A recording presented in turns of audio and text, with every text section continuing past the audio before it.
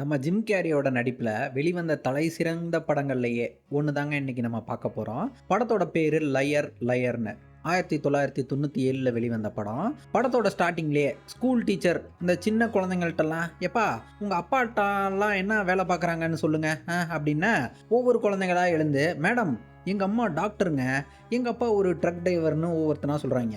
இப்போ ஒரு பையன் எழுந்து, எங்கள் அப்பா ஒரு பொய்ப்புழுவி மேடம் அப்படின்றான். டீச்சர் அப்படியே ஷாக் ஆகி, என்னடா தம்பி சொல்கிற, லையரா அப்படின்னு பார்த்தா புள்ளையாண்டல் லாயரை தாங்க லையர்னு சொல்லியிருந்திருக்கான். இப்போ அவனோட அப்பங்காரனை காட்டுறாங்க. நம்ம ஜிம் கேரி தாங்க படத்தில். இவர் பேர் ஃப்ளெச்சருங்க. ஃப்ளெச்சரு அமெரிக்கா நாட்டில் சேர்ந்த அந்த லாயராக இருக்காப்புல. சும்மா சொல்லக்கூடாதுங்க, ஆள் ரொம்பவே பிரபலமான லாயராக தான் இருக்கார். அங்கே ஒரு ரிப்போர்ட்டர் அம்மா, சார் சார் உங்களை பேட்டி எடுக்க வந்திருக்கோன்னு பேச, இல்லைம்மா எனக்கு இன்றைக்கி பிள்ளைக்க பார்க்கணும் அப்படின்னு சொல்லிகிட்டே போக, அந்த அம்மா திரும்பவும், ஏங்க இன்றைக்கி நீங்கள் கேஸில் உங்களோட பிரம்மாண்ட வெற்றியை பற்றி பேட்டி எடுக்க வந்திருக்கோம் அது இதுன்னு சொல்கிற. அப்போங்க ஆள் டக்குன்னு அப்படியே முடியெல்லாம் கரெக்டாக இருக்காமா அப்படின்ட்டு தன் பிள்ளைய டீலில் விட்டுவிட்டு அந்த ரிப்போர்ட்டரோட ஓடி போயிடுறாரு. அங்கிட்டு இவன் பிள்ளைய காட்டுறாங்க. அவன் அப்பா வருவாருன்னு அப்படியே ஏமாற்றத்தோடு உட்காந்துருக்கான். அப்போன்னு அங்கே ஃப்ளெச்சர் வந்ததும் புள்ளக்காரனுக்கு அவ்வளோ சந்தோஷங்க. அப்பா அப்படின்னு கத்திக்கிட்டே ஓடியாடுறான். ஃப்ளெச்சரு தான் பிள்ளையோட இப்படி தாங்க சிரிக்க வைக்கிறாரு. எப்படின்னா, டேய் இங்கே பர்றா கையை, என் கை இப்போ கிளா அப்படியே மாறிட்டுறா ஊன்னு சும்மா அந்த ஆள் எப்படின்னா கையை அப்படியே உயிர் வந்தாப்புல, அது உன்னை கடிக்க போகுதுரா, ஓடுறா ஓடு அப்படின்ற மாதிரி கைகளை வச்சு அப்படியே கடிக்கிற மாதிரி பண்ண, புள்ளையும் அவன் கைக்கு பயந்துக்கிட்டு அப்படியே திருச்சி ஓடுறான். அப்புறம் இவங்க தாங்க ஃப்ளெச்சரோட முன்னாள் பொண்டாட்டி. என்னடா சொல்கிற, முன்னாள் பொண்டாட்டியா? ஆமாங்க, ஃப்ளெச்சர் எக்ஸ் ஒய்ஃபு. அதுக்குன்னு டிவோர்ஸ் எல்லாம் பண்ணலை இன்னும். தான் பொண்டாட்டிக்கு இப்போ இவனை ஃப்ளெச்சரை பிடிச்சிருக்குது. ஆனால் இவன் ஃப்ளெச்சர் என்னென்னா எப்போ பார்த்தாலும் இந்த வேலைன்னு வேலையை கட்டிக்கிட்டு அழுகுறவன், இந்த ஒர்க்கஹாலிக்காக இருந்திருப்பான் போல் இருக்கு. அதுக்குன்னு பொண்டாட்டி என்னென்னா இப்போது வேறு ஒருத்தனோட டேட்டிங் பண்ணிக்கிட்டு இருக்கா. எப்படின்னா நம்ம அவரை பாய் ஃப்ரெண்டுன்னே கூப்பிட்டுக்கலாம். பாய் ஃப்ரெண்டுங்க, அவரும் பிள்ளையாண்டாலோட அவரும் நல்ல பழக்கம் இருந்திருக்கு போல் இருக்கு. அவர் விளையாடுறாப்புல, டேய் பால் எடுத்து வந்திருக்கேன்டா வாடா விளையாடலாம் அப்படின்ட்டு புள்ளையும் சேர்த்து உஷார் பண்ணியிருந்திருக்காருங்க. ஃப்ளெச்சருக்கு அந்த பாய் ஃப்ரெண்டை சுத்தமாகவே பிடிக்கல. இருந்தாலும் பொண்டாட்டியோட விருப்பத்துக்கே ஆளை விட்டுட்டாப்புல. அப்புறம் ஃப்ளெச்சருங்க பிள்ளைய கூப்பிட்டுக்கிட்டு, வாடா டே ரெஸ்லிங் மேட்ச்சு பார்க்க போகலாம், அதுக்கு முன்னாடி முதல்ல என் ஆஃபீஸுக்கு ஒரு எட்டு பார்த்துட்டு போயிடுவோண்டா அப்படின்ட்டு ஆள் முதல்ல தன்னோட ஆஃபீஸுக்கு வந்திருக்காங்க. அங்கே கட் பண்ணால் அடுத்ததாக ஒரு வக்கீல் அம்மாவை காட்டுறாங்க. அந்த அம்மா ஒரு கருப்பினத்தை சேர்ந்த ஒரு வக்கீலை கூப்பிட்டு வச்சு பேசுது. என்னென்னா, டேய் ஜட்ஜுக்கு காசு கொடுத்தாச்சுரா, நீ மட்டும் வாதாடினா போதும், கேஸு நமக்கு ஜெயிச்சிடலாம் அப்படின்னு சொல்ல அது இதுன்னு பேசுது. அப்போ அவர் சொல்கிறாப்புல, ஏம்மா உனக்கே தெரியாதாம்மா நான் பொய் பேச மாட்டான்னு. அப்படியா, நீ பொய் பேச மாட்டியா, சரி நான் இப்போ ஒரு நல்ல ஒரு பொய் பேசுகிற வக்கீலாக பார்த்துக்கிறேன்டா அப்படின்னு அங்கே ஃப்ளெச்சரை தாங்க காட்டுறாங்க. இவன் தான் அந்த நல்லா பொய் பேசுகிற வக்கீல்ன்றதை நம்மளே புரிஞ்சுக்கலாம். பொய்ப்புழுவி வக்கீல்னு சொன்னாங்க. இங்கே ஆஃபீஸில் ஆள் சும்மா எல்லாருக்கிட்டையும் அப்படியே சகட்டமேனிக்கு பொய் சொல்லிக்கிட்டே போகிறான். அதுவும் இங்கே இந்த இவன் மண்டையை பார்த்துட்டு ஹே ஹேர் ஸ்டைல் நல்லா இருக்குது அப்படின்ட்டு, அப்புறம் இவரை பார்த்துட்டு ஹே உங்கள் வெயிட்டெல்லாம் லைட்டாக குறைஞ்சிருக்கு போல் இருக்கே அப்படின்னு ஒரு பொய்யை போட்டுவிட்டு, அப்புறங்க இவர் மூக்கில் இருக்க பருவ அப்படியே அதை வச்சுக்கிட்டு அவர்கிட்ட வந்து க்ளோஸ்அப்பில் வேற வந்து பேசுகிறாரு. அதை ஃப்ளெச்சர் அதை அப்படியே பருவை பார்த்துட்டு அப்படியே சகிக்க முடியல. இருந்தாலும் அதை சொல்லாமல் அப்படியே போக இப்போ கடைசியாக ஆஃபீஸுக்கு வந்துட்டாப்ல. இவங்க தானுங்க ஃப்ளெச்சரோட பிஏவாக இருக்காங்க. பிஏ புள்ளையாண்டாலோட நல்லா பேசுகிறாங்க. ரொம்ப நாளாக ஃப்ளெச்சரோட வேலை பார்த்துருக்காங்க போல் இருக்கு. அதான் இவர் புள்ளைய கூட நல்லா தெரிஞ்சு வச்சுருக்காங்கங்க. அப்புறம் இப்போ பிஏ ஃப்ளெச்சர்கிட்ட என்னென்ன அப்பாயின்மெண்ட் வந்திருக்குன்னு ஒன்று ஒன்றா சொல்ல, இவன் எல்லாத்துக்கும் ஓஹோ அதுக்கு இதை சொல்லிடுங்க, இதுக்கு அதை சொல்லுங்க அப்படின்ட்டு ஆள் அப்படியே பொய்யவே மாற்றி சொல்கிறான். அதுலேயுங்க இவனோட அம்மா கூட கால் பண்ணியிருக்காங்க. அதுக்குன்னு இவனும் அதுக்கு ஆள் தான் அம்மாவோட இந்த மாதிரி நான் வெக்கேஷன் போயிருக்கதா பொய் சொல்கிறான். அவங்களும் இந்த மாதிரி, சார் 5 வாரமாக அந்த இதே கதையை தான் சொல்லிகிட்டு இருந்திருக்கேன், இப்போ என்ன சொல்கிறதுன்னு அதே சொல்லுங்கள் பரவாயில்ல அப்படின்ற மாதிரி வாய் கூசாமல் பொய் சொல்லியிருக்காங்க.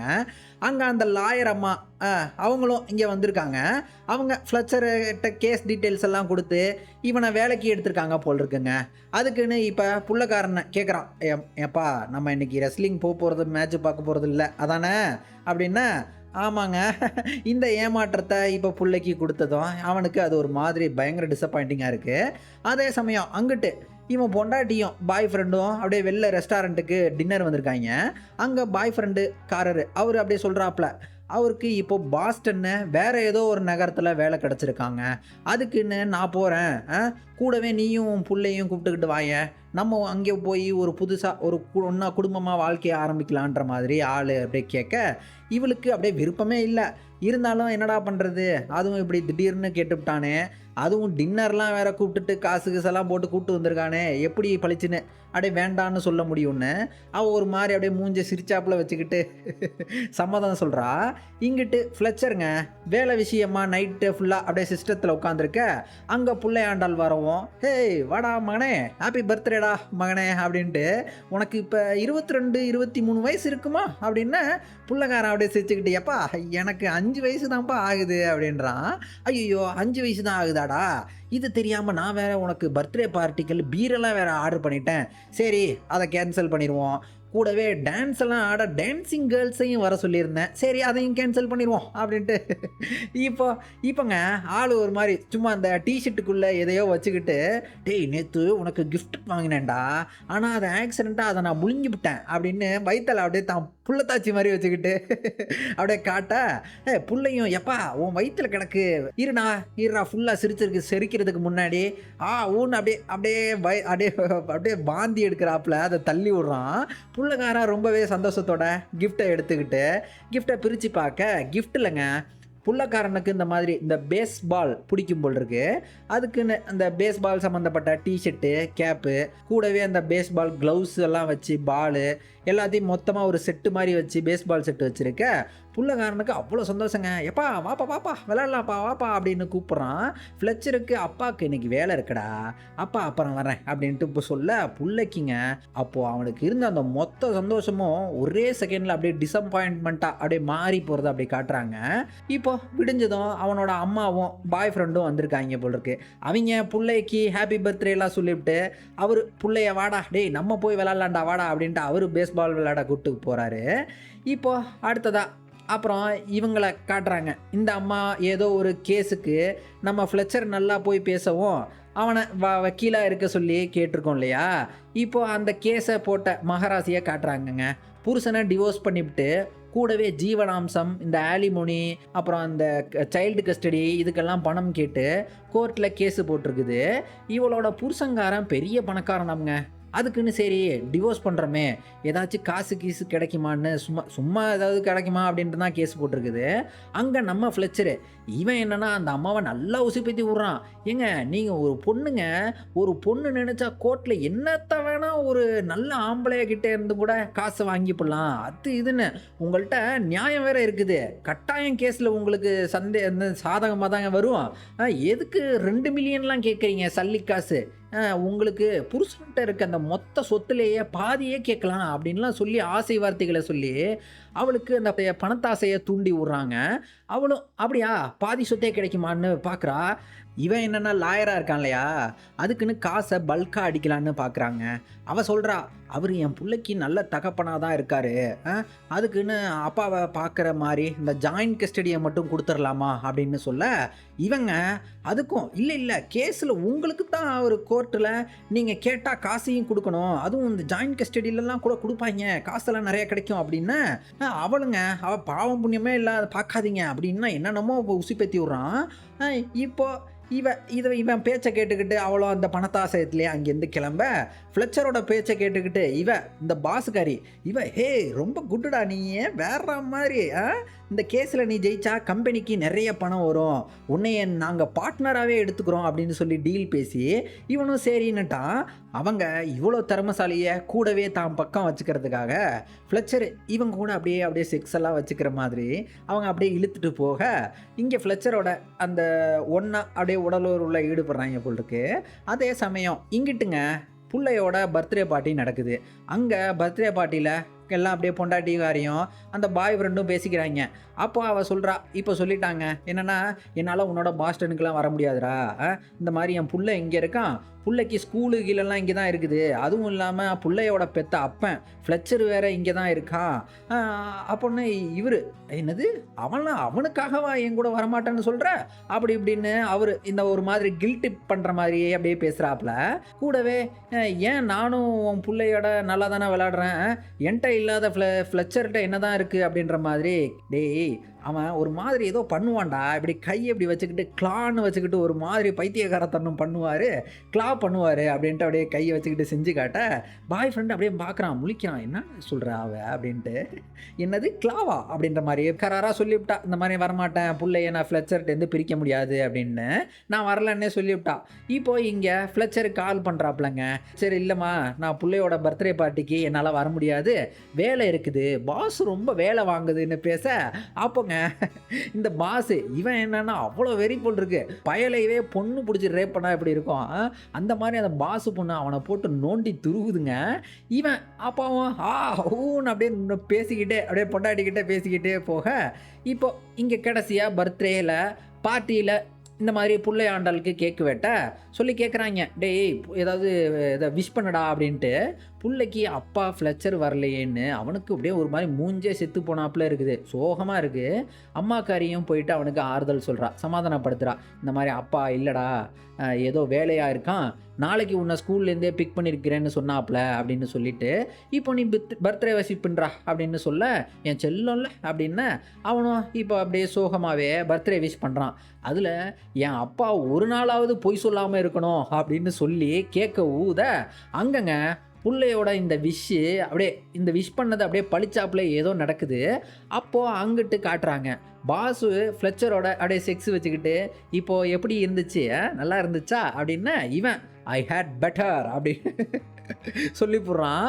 அந்த அம்மா பாஸு கோவத்தோட ஃப்ளெச்சர் அடித்து தூக்கி போட, ஃப்ளெச்சரு அடேய் ஐ ஹேட் பெட்டர், நீயாடா இதை சொன்ன அப்படின்ற மாதிரியே சொன்னதையே நினச்சி சிரிச்சுக்கிட்டு இப்போ மறுநாள் ஆஃபீஸுக்கு வரான். அங்கங்க கம்பெனியில் எரிவேட்டரை பயங்கர செக்ஸியாக அப்படியே பார்க்கவே ட்ராஃபி ஒய்ஃப் மாதிரி ஒரு பொண்ணு இருக்குது. ஃப்ளெச்சரு அவள்கிட்ட என்னங்க புதுசாக வேலைக்கு சேர்ந்துருக்கீங்களா அப்படின்னா, அவங்க ஆமாங்க கூடவே வேலை பார்க்குறவங்கலாம் என்கிட்ட ரொம்பவே நல்லா நைஸாக இருக்காங்க அப்படின்னா, இவன் ஏன் இவ்வளோ பெரிய பூப்ஸ் இருந்தா ஏன் இருக்க மாட்டாங்க அப்படின்னு அவன் முறைக்கிறா. ஐயோ மனசில் நினச்சது அப்படியே சொல்லிட்டோமேன்னு ஆள் அப்படியே பயந்துக்கிட்டே, எனக்கு அதை பிடிக்கணும்னு பிடிக்கணும் போல இருக்கு, கூடவே குழந்தை மாதிரி பேச வச்சுக்கிட்டு மாமா அப்படின்னா அவன் அரைச்சலை போட்டு அனுப்பி விட்றா. இவன் அங்கேருந்து ஆஃபீஸுக்கு வர்ற வழியில் அங்கங்க எப்போவும் பிச்சைக்காரன் கேட்குறவர்கிட்ட அவர்கிட்ட இல்லை காசெல்லாம் தர முடியாதுன்னு சொல்கிறவன் இப்போ என்னென்னா காசு கொடுக்க முடியும் அது இதுன்னு சொல்லி அப்படியே பயங்கர சாக்காகிட்டார் அவரே பிச்சைக்காரரே. ஆனால் ஃப்ளெச்சருங்க தான் மனசில் நினச்சதை அப்படியே சொல்ல மறைச்சிக்கிட்டு இருந்தாலும் பொய் சொல்லுவான் இல்லையா. ஆனால் இப்போ என்னென்னா அப்படியே மனசில் நினச்சதெல்லாம் மொத்தத்தையும் ஆள் ஒன்று விடாமல் அப்படியே கொட்டுறான். படம் எப்படி போகுதுன்றத இப்போ உங்களால் ஓரளவுக்கு அனுமானிக்க முடியும் இல்லையா. ஆமாங்க, படம் இனி இப்படி தான் போக போகுது. எப்படின்னா அதாவது ஃப்ளெச்சரோட பிள்ளையோட பர்த்டே விஷ் எங்கள் அப்பா ஒரு 24 மணி நேரத்துக்காச்சும் பொய் சொல்லாமல் இருக்கணும்னு சொன்னது வேண்டிக்கிட்டது, அது இப்போ உண்மையிலேயே பழிச்சா எப்படி இருக்கும்ன்றது தாங்க படம். யோசிச்சு பாருங்க, ஒரு ஒரு அண்ட புழுகை ஆகாச புழுகையாக இருக்கவனால இப்போ திடீர்னு தன்னால் பழையபடி பொய் பேச முடியலைன்னா அவனுக்கு அது எவ்வளோ கஷ்டப்படுவான்றது உங்களுக்கு தெரியும் இல்லையா. அதுவும் ஆள் கோர்ட்டில் லாயராக வேற இருக்கான். இப்போ ஒன்று கேஸ் வேறு ஆரம்பிக்குதுங்க. அங்கே டிவோர்ஸில் ஜீவனாம்சம் பணத்துக்காக இந்த பொண்டாட்டிக்காரி கேஸை போட்டுட்டு அதுக்கு நம்ம ஆள் தான் வந்திருக்கான். எய்த்த தரப்பில் இருக்கிறது இவர் தாங்க அந்த பணக்கார புருஷன், கூட இருக்க அந்த வயசானவங்க அவங்க தான் அந்த பணக்காரன புருஷனோட வக்கீலா. அந்த வக்கீல் சிரிக்கிறாங்க நம்ம ஃப்ளெச்சரை பார்த்து, என்னடா டேய் சொத்தில் 50% போய் பாதியை போய் கேட்குற டேய், அதுவும் இது ப்ரீனப்டா, ப்ரீனப் வித் ப்ரூஃப் ஆஃப் அடல்ட்ரி அது இதுன்னு சிரிச்சுக்கிட்டே கேஸ் என்னடாப்பா அப்படின்னு கேட்க, இவங்க படத்தில் இந்த சீனு வேற மாதிரி சிரிப்பாக இருக்கும். எப்படின்னா ஆள் அப்படியே எதையோ சொல்ல முடியாமல் அப்படியே பைத்தியம் மாதிரி பண்ணிக்கிட்டே அப்படியே ஏதோ பண்ணுவாப்புலங்க. என்னால் அதை சொல்லக்கூட முடியல. ஆனால் இதை போய் ஒருத்தன் அப்படியே நடிச்சிருக்கான் பார்த்தீங்களா, ஐயோ அவ்வளோ ஒரு மாதிரி அப்படியே வாயெல்லாம் ஒரு மாதிரி வச்சுக்கிட்டு பயங்கரமாக பண்ணிக்கிட்டு இருப்பான். அவங்க என்னடா டேய் நீ என்ன நக்கல் பண்ணுறியா அப்படின்ற மாதிரியே அவங்க போயிடுறாங்க. இப்போ கோர்ட்டில் ஹீரிங் ஆரம்பிக்குதுங்க. ஜட்ஜு என்னப்பா எல்லாம் எப்படி இருக்கீங்கன்னு கேட்க, இவன் சார் நேற்று நைட்டு சரியாக செக்ஸு போகலன்னு போடுறான். அவரும் உனக்கு தான் வயசு இருக்கேயா, எல்லாம் நடக்கும் பொறுமையாக ஆயிரியா அப்படின்ட்டு. இப்போ கேஸ் இல்லைங்க, ஃப்ளெச்சர் என்னென்னா பயங்கர பயங்கரமாக திணறுவான். அதுமா இதுமா பொய் சொல்ல முடியாமல் கேஸை எப்படியாச்சும் தள்ளி போடலாமான்னு பார்த்துட்டு எய்த்து தரப்பு வக்கீலே 2.4 மில்லியன் கொடுக்குறோம் அப்படின்னு சொல்ல, இவன் பாட்டுக்கு ஓகே செட்டில் பண்ணிடுங்க அப்படின்னு கேஸை முடிக்க பார்க்குறான். ஆனால் இவன் சொல்லிவிட்றா, டேய் நேற்று சொன்னலடா எனக்கு 50% வாங்கி தரேன்னு, அதெல்லாம் எனக்கு தெரியாது, சொத்துல எப்படியாவது பாதியை வாங்கி தர்றேன் அப்படின்ட்டு கராராக சொல்கிறா. ஆள் கோர்ட்லேயே அப்படியே ஜட்ஜு முன்னாடியே அப்படியே பைத்தியகாரத்தனம்லாம் பண்ணிவிட்டு இப்போ அவர் என்னென்னா கேஸில் பிரேக்கே விட்டதும் ஆள் அங்கேருந்து திருச்சி அடிச்சுக்கிட்டு ஓடுறான். லிஃப்ட்டில் போக அங்கே லிஃப்ட்டுக்குள்ளே உள்ளவங்க எல்லாத்துக்கும் அப்படியே மூச்சு திணறாப்புல பாம்பு போட்டுவிட்டு போகிறப்ப நான் தாங்க அது அப்படின்ட்டு வர போகிறான். அப்புறம் ஆஃபீஸுக்கு இவர் பேச போடா குண்டு பயலே அது இதுன்னுட்டு வர்றவங்க எல்லாருக்கிட்டையும் உண்மையை அப்படியே மனசில் பட்டதெல்லாம் கொட்டிவிட்டு அடே யாரும் என்கிட்ட எதுவும் கேட்காதீங்கடா விட்டுருக்கடா அப்படின்ட்டு ஆள் ஓடுறான். இப்போ ஆஃபீஸுக்கு வந்ததும் ஆள் என்னென்னா ஒரு ப்ளூ பென்னை கையில் எடுத்துக்கிட்டு colour of the pen is ரெட்டுன்னு எழுத நினைக்கிறான். ஆனால் பார்த்தீங்கன்னா ரெட்டுன்னு கூட சொல்லக்கூட முடியலைங்க. எழுதுறதும் பார்த்தீங்கன்னா ப்ளூன்னு தான் எழுதுறான். இவன் கை கூட இவன் பேச்சை கேட்க மாட்டேங்குது, ப்ளூன்னு தான் மூஞ்சி பூரா எழுதி போடுது. பிஏ இப்போ அவங்க இவனுக்கு வந்திருக்க அப்பாயின்மெண்ட் எல்லாத்தையும் சொல்ல ஃப்ளச்சரு இவங்க கேட்குறது எல்லாத்துக்கும் அப்படியே பொய் சொல்ல முடியாமல் ரொம்பவே அழகாக திணறுவாங்க. பார்க்கவே சூப்பராக இருக்கும் அந்த சீனு. அம்மா கால் பண்ணி இன்னுமாடா வெக்கேஷனில் இருக்காங்கன்னு கேட்டாங்க, என்ன சொல்லலாம் சார் அப்படின்னு கேட்க பொய் சொன்னேன்னு சொல்லுங்க அப்படின்னு போடுறான். அப்போ ஒன்று பொண்டாட்டி வேற கால் பண்ணி பேசுகிறா. அப்போது ஆள் அவள்கிட்டையும் என் பாஸ் ஒருத்தி கூட நேற்று நைட்டு 6 வச்சுக்கிட்டு இருந்தேன், அதனால தான் நேற்று பையன் பர்த்டேக்கு கூட வர முடியல அப்படின்னு சொல்கிறான். பொண்டாட்டிக்கு அவ்வளோ கோவங்க. சை அப்படின்னு கோவத்தோட சொல்லிவிட்றா, நான் இந்த மாதிரி என் பாய் ஃப்ரெண்டோட கல்யாணம் பண்ணிக்கிட்டு நான் பாஸ்டன் நகரத்துக்கு பிள்ளைய கூப்பிட்டுட்டு போக போகிறேன் அப்படின்னு சொல்லிவிட்றா. ஐயோ பிள்ளைய கூப்பிட்டுட்டு போனால் நான் என்னம்மா பண்ண முடியும், என்னால் அவனை பார்க்கவே முடியாதே, இரு நான் வர்றேன், எதா இருந்தாலும் நேரில் பேசிக்கலாம் அப்படின்ட்டு இருமான்னு ஆள் கார் எடுத்துக்கிட்டு ஓடுறான். அங்கங்க காரை ஓவர் ஸ்பீடு ஓட்டினதால போலீஸ் அப்படியே வழிமறிச்சு நிறுத்திவிட்டாப்புல. அவர்கிட்ட இவனே அப்படியே வாலண்டியராக மொத்த தப்பையும் எப்படின்னா சார் இவ்வளோ அன்பெய்டு பில்ஸ் எல்லாம் வச்சுருக்கேன் அது இதுன்னு எல்லாத்தையும் சொல்லி சரண்டராக இப்போ ஆள் டாக்ஸியை பிடிச்சி பொண்டாட்டிக்காரியை பார்க்க வந்திருக்கான். என்னடா உன் காரை காணோம் அப்படின்னு கேட்க அடுத்தாப்புல அவங்க தாங்க காசை அப்படியே ஃபைன் கட்டி காரை ரிலீஸ் பண்ணி பொண்டாட்டிக்காரி தான் கூப்பிட்டு வந்திருக்கா. இப்போது பொண்டாட்டிகிட்ட அப்போ சொல்லிடுறான், ஏமா I am a bad father அப்படின்னுட்டு அந்த உண்மை இவனோட ஐடென்டிட்டியே அப்படியே ஷேக் ஆகிறாப்புல அப்படியே ஒரு ஈகோ டெத் மாதிரி ஆயிடுச்சுங்க. I am a bad father அப்படின்றத உணர்றான். அங்கே அவள்கிட்ட கெஞ்சி கேட்குறாங்க, ஒரே ஒரு சான்ஸ் கொடுமா, பிள்ளைய என்கிட்டேருந்து பிரிச்சிடாத அப்படின்னு கெஞ்சி அவளும் சரி சாயந்தரம் இந்த மாதிரி 6 மணிக்கு வா, ஆனால் நீ வரலன்னா நான் பிள்ளைய எங்களோடய கூப்பிட்டுக்கிட்டு இந்த மாதிரி ஃப்ளைட் ஏறிடுவேன் அப்படின்னா சரி இரு நான் வந்துடுறேன் அப்படின்னு சொல்லிட்டு இப்போ அவர் போடுறப்ப நேற்று உன் பிள்ளை என்ன விஷ் பண்ணான்னு தெரியுமா, ஒரு நாளாச்சும் உங்கள் அப்பன் பொய் சொல்லாமல் இருக்கணும்னு சொன்னான்டா அப்படின்னு சொல்லிட்டு போகிறா.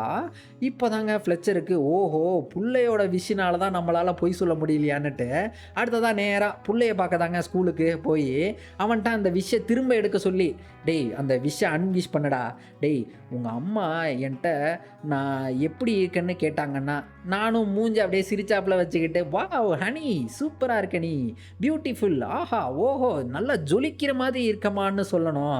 நான் பாட்டுக்கு நீ பார்க்க ஒரு மாடு மாதிரி இருக்க அப்படின்னு உண்மையை சொன்னேன்னு வச்சுக்க, அவளால் அது அப்செட்டாக இருக்கும்டா. ஸோ உண்மையை பொய் பேசுகிறது நியாயப்படுத்தி அப்படியே பேச புள்ளக்காரங்க இல்லையே அப்பா எங்கள் டீச்சர் சொன்னாங்க என்னென்னா real beauty is on inside அப்படின்னு, டேய் அதெல்லாம் அக்லியாக இருக்கவங்க சொல்கிற டைலாக்டா அப்படின்னுட்டு என் செல்லம்ல அப்பா கோர்ட்டில் வேலை பார்க்குறேன்டா, பொய் சொல்லாமல் என்னால் கேஸில் ஜெயிக்கவே முடியாது அப்படின்ட்டு கெஞ்சி கேட்க அப்போ அவனும் இந்த மாதிரி விஷ் பண்ணி பார்க்குறான். சரின்னு இவன் இந்த மாதிரி பழிச்சிருச்சா இல்லையா அப்படின்னு ஒரு டெஸ்ட் பண்ணி பார்க்க விஷ் பழிக்கலை போல் இருக்குதுங்க. புள்ளக்காரன் சொல்லி போடுறான், இல்லைப்பா என்னால் நீங்கள் பொய் சொல்கிறது எனக்கு கஷ்டமாக இருக்குது, ஸோ விஷெல்லாம் திரும்ப எடுக்க முடியாது அப்படின்னுட்டான். ஆள் இப்போ இந்த வருத்தத்தோட கோர்ட்டுக்கு தான் ஆஃபீஸுக்கு வந்ததும் அங்கங்க பிஏட்ட இந்த உண்மையெல்லாம் சொல்லி புலம்புறான். அப்போது அந்த வெளில இருந்து பாஸு அவன்கிட்டேருந்து எல்லாத்தையும் கேட்டுவிட்டு அவங்க அங்கே நிற்க இங்கே பிஏ அப்படியே அந்த பொய் சொல்ல முடியாதா, அப்படியா அப்போனா என்கிட்ட நீ என்னென்ன பொய் சொல்லியிருக்கேன்னு நான் பார்க்குறேன், ஆமாம் அன்னைக்கு நீ என்கிட்ட இதை சொன்னியே அதை சொன்னியே அப்படின்னு ஒன்றா கேட்க இவன் அதெல்லாம் சொன்னதுக்கெல்லாம் கேட்டு பிஏ அவங்க கிளம்பிட்டாங்க, ஆளை விட்றா இனிமேல் வேலையே பண்ண மாட்டேன்டா உன் பொட்டி பொடுக்கையெல்லாம் அப்படின்னு கட்டிக்கிட்டு கிளம்ப அவங்கங்க அப்போது அவங்க அம்மா ஃபோன் அடிக்க, அம்மாட்ட பொய் சொல்ல முடியாமல், ஏம்மா எனக்கு உங்களை பிடிக்காது, அதான் நான் உங்களை அவாய்ட் பண்ணேன் அப்படின்னு விட்டான். இப்போ பிஏ அப்படியே கிளம்பி போக அவங்கள்ட்ட கெஞ்சிக்கிட்டே ஓடுறான்.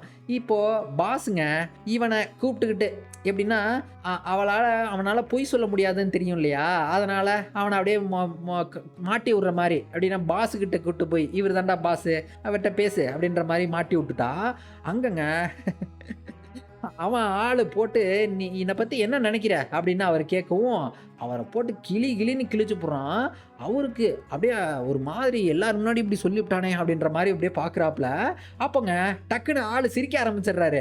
ஏய், எனக்கு ரொம்பவே ரோஸ்ட் பிடிக்கும் மேன் அப்படின்னு எல்லாரையும் அப்படியே, சரி இப்போ எல்லாரையும் ஒரு தடவை ரோஸ்ட் பண்ணு அப்படின்ற மாதிரி கேட்க, அங்கங்க ஃப்ளெச்சர் எல்லாரையும் போட்டு ரோஸ்ட் பண்ணிக்கிட்டு அப்படியே சிரிக்கவே வச்சுட்டான். அவர் டேய் சூப்பர்டா டேய் அது இதுன்னுட்டு ஆள் எல்லாம் சிரித்து தள்ளுறாங்க. அங்கங்க இந்த மாட்டி விட பார்த்தவளுக்கு அப்படியே மூஞ்சி செத்து போய் நிற்கிறா.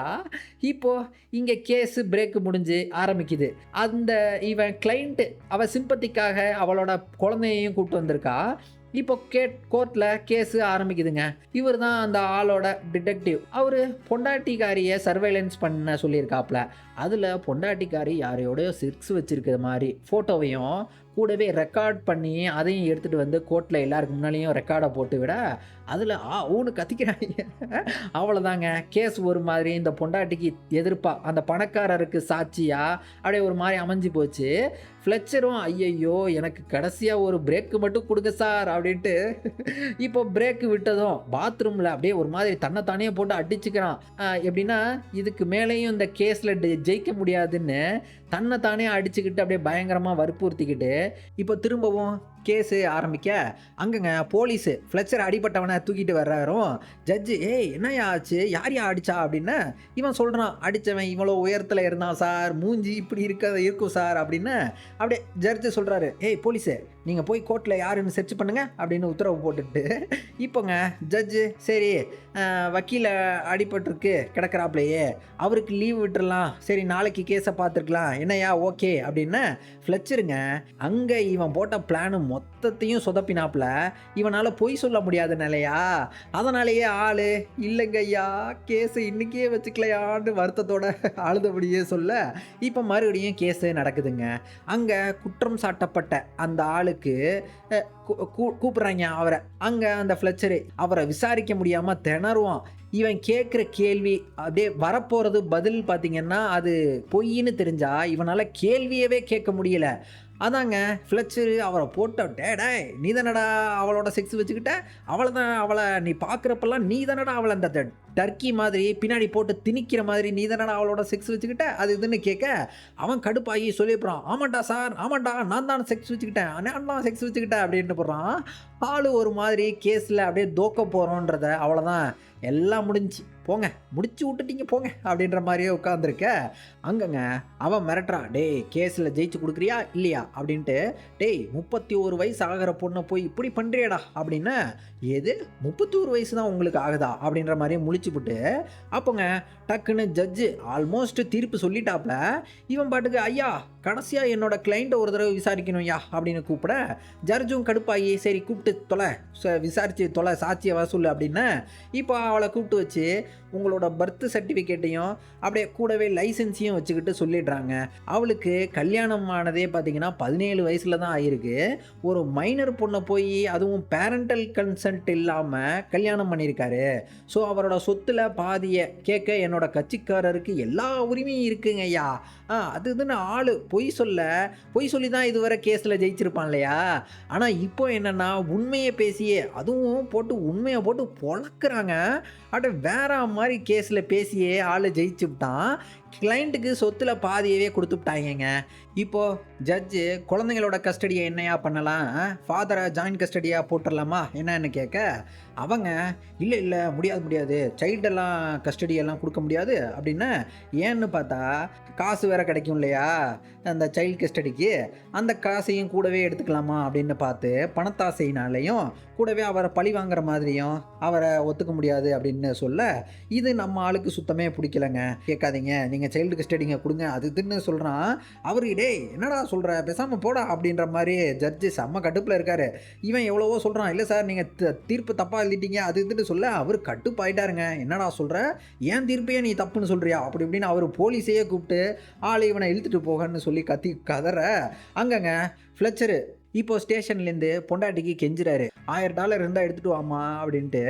அவங்க இல்லை நாங்கள் இந்த மாதிரி கிளம்பிட்டோம், பாஸ்டனுக்கு கிளம்பிட்டோம் அப்படின்னு வச்சு போடுறா ஃபோனை.